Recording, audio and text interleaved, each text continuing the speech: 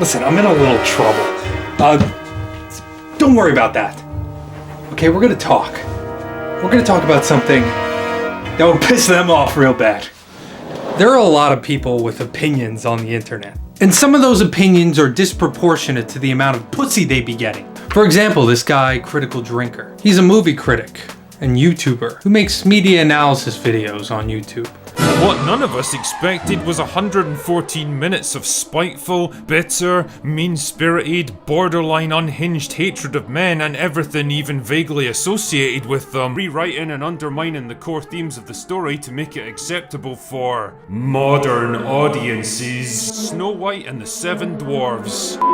Oh wait, sorry. Snow White and the Seven Magical Diverse Gender Non-Conforming Vertically Challenged. Barbie is like the deformed, mutated rage child of Captain Marvel, Ghostbusters 2016, and She-Hulk. We're always gonna have a tough time selling a fight between a man and a woman on screen. Men are generally bigger, stronger and more robust, with denser and heavier bones, stronger muscles, broader shoulders. When we're talking about movies, I think one thing to focus on as a general rule should be the movie.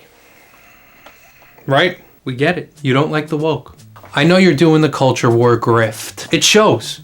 Because, only a third of your audience actually gives a shit about what you actually like to watch. You want to say the hard truth? If you don't like women so much, why don't you take the hard truth of my cock in your mouth? Maybe then you'd stop yapping. He doesn't care about movies or analysis. He just wants to scream and cry about his underdeveloped brain and how it doesn't understand the movies that he watches. It's almost like every other thing that you guys get mad about. Let's dig deep into the controversy of Snow White and the Seven Dwarves. Cartoon was so focused on her finding true love, and it's really not even in her mind at all in this film. We have a different approach to what I'm sure a lot of people will assume is a love story just because we cast a guy in the movie. Right. She's not going to be safe with the prince, and she's not going to be dreaming about true love. There's a big focus on her love story with a guy who literally stalks her. This is what they were mad about? Is stalking not weird? Is that a controversial statement? The movie that was made in the 30s is a little dated? Wow! Novel! What a bitch!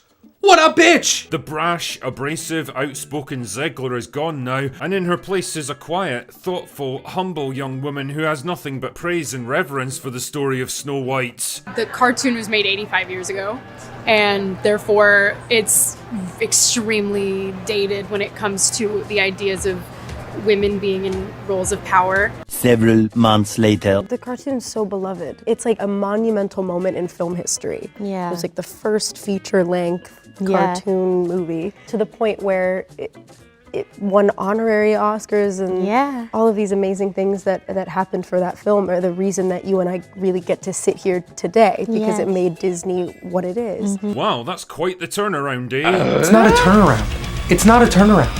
She's talking about the influence of the movie. There were different conversations. There were different contexts to what she was talking about. No, there's a difference between what she was saying in that interview and what she's saying in this interview. She literally just said that the movie is gonna be different. That's too much for this guy. Too much! One of the simplest rules of business is that if you don't give your customers what they want, then sooner or later, someone else will. There's another up-and-coming hopeful waiting to swoop in and take the crown. And in this case, it's the Daily Wire, a conservative media outlet that started dabbling in film and TV production over the past couple of years. Oh, the Daily Wire, yeah. The guy I totally don't know, guys. I don't know this guy. Guys, I don't grift on the behalf of this guy. Okay, we do not, I repeat, do not know each other, okay? They've gone out of their way not to put a modern spin on the classic story, not to subvert the audience's expectations, and not to use the movie as an excuse to insert 21st century Californian ideology into a story written hundreds of years ago. I watched a movie that was very consistent with the source material recently. Pinocchio in live action. It was dog shit. Call me crazy. And they were extremely faithful to the spirit of that movie. And yet, they somehow fumbled it. Is that really the marker of a good recreation of a film, that you just make it the same way it was made the first time? Just keep recreating it over and over again. Truly, we live in clown worlds. The same principle of being humble and respectful to the source material even filters through to the main actress when she was speaking about her role. Quote, I was raised on the original Grimm's fairy tales, so I'm thrilled that we're bringing this iconic story to life for the next generation. Snow White is such a beautiful character, and I'm honoured to be playing her. Like all the best fairy tales, this is a story with timeless values like love, friendship, and kindness, and I can't wait to share them. Now, do me a favour and compare this for a moment to Rachel's ex. Praise and reverence. It's the only way a woman could be. Just so grateful for men allowing her to exist. When a strong, domineering man walks into the room and knows he could crush her neck at any time. But he doesn't. Because she's honorable, respectful, and submissive. Yeah. She bows before the great men who have created such wonderful, wonderful things. Bow before Walt Disney. Backdrop of Cold War tension and Red Scare paranoia, and the Soviets became the new bad guys. Damn, imagine a Disney movie these days that was openly critical of communism. Since it's been more than 10 years since the last film, that would place it sometime in the 1960s. I'm trying to think of major events that were taking place in America around that time. Yup, it's the civil rights era. I wonder if he'll need a cohort of diverse, idealistic young people to show him the error of his ways. Oh, and if you're still not convinced by this, I'd like to point out that Shawnette Renee Wilson from Black Panther has recently joined the cast. I wonder what kind of character she might end up playing. A black woman! The preposterous woke has struck it again.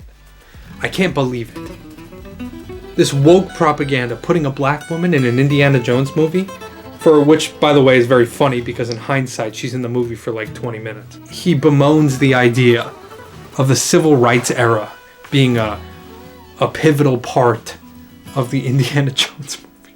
As if that's not historically relevant in any way. This man has been grifting off of 15-year-old boys for like, I don't know, 8 years now. It's time to move on. Right? Telling them wokeness is the reason why movies suck now. Truth is, folks, tons of movies suck now. And there's tons of movies that come out that are really good. If you don't like Marvel movies anymore, don't watch them.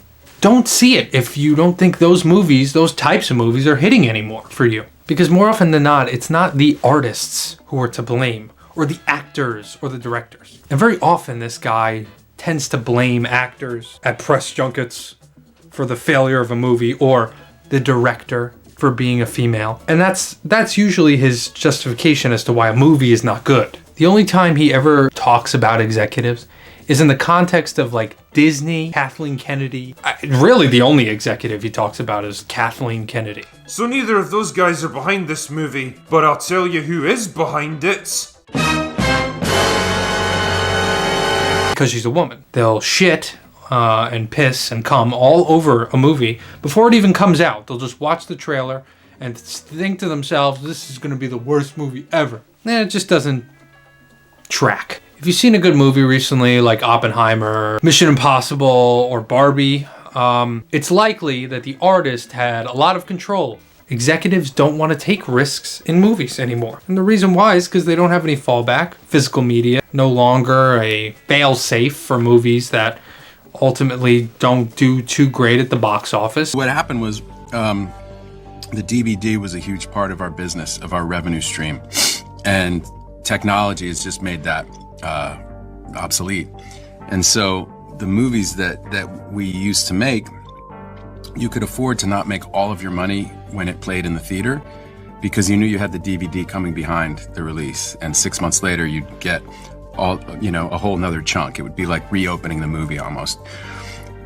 And when that went away, that changed the type of movies that we could make. What I see a lot from these conservative culture warrior people is that it's actually the artists that are to blame and their ideas, which, is a cute opinion, but it just doesn't track with reality. Movies at the end of the day, by our society, are seen as a luxury. They're seen as entertainment, as something that can't be subsidized, even though they kind of are.